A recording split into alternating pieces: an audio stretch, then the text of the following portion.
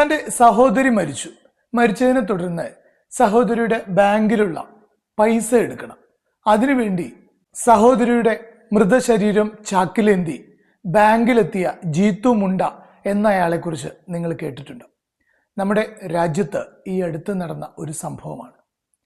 തീർത്തും നിരക്ഷരനായ ജീത്തു മുണ്ട, അദ്ദേഹത്തിൻ്റെ സഹോദരി മരിച്ചതിന് ശേഷം സഹോദരിയുടെ പേരിലുള്ള കുറച്ച് പൈസ ബാങ്കിൽ നിന്ന് എടുക്കുന്നതിന് വേണ്ടി അദ്ദേഹം ബാങ്കിലെത്തിയ അദ്ദേഹത്തിനോട് സഹോദരി മരണപ്പെട്ടു എന്നുള്ളതിൻ്റെ രേഖകൾ ഹാജരാക്കാൻ ബാങ്കിൻ്റെ ആളുകൾ ആവശ്യപ്പെട്ടു.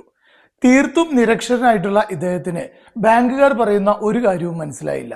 ഗത്യന്തരമില്ലാതെ അദ്ദേഹം സഹോദരി മരണപ്പെട്ടു എന്ന് തെളിയിക്കാനായി കുഴിമാടത്തിൽ നിന്ന് സഹോദരിയുടെ മൃതശരീരം എടുത്ത് ചാക്കിലാക്കി ബാങ്കിന് മുന്നിൽ സമർപ്പിച്ചു എന്നുള്ളതാണ് കാര്യം.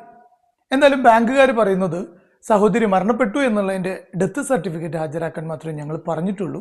അദ്ദേഹത്തിന് അത് മനസ്സിലായില്ല.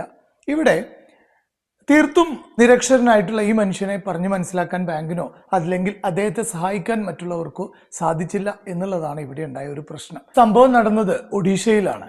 എന്തായാലും നമ്മുടെ ഔദ്യോഗിക സംവിധാനങ്ങൾ അവരുടെ ഔദ്യോഗിക രീതി വിട്ട് ചില സമയങ്ങളിലെങ്കിലും മനുഷ്യനെ അവൻ്റെ സാഹചര്യങ്ങളെ മനസ്സിലാക്കിക്കൊണ്ട് അവർക്ക് ആവശ്യമായ സേവനങ്ങൾ നൽകേണ്ടതുണ്ട് എന്ന് ഇത് ബോധ്യപ്പെടുത്തുന്നു.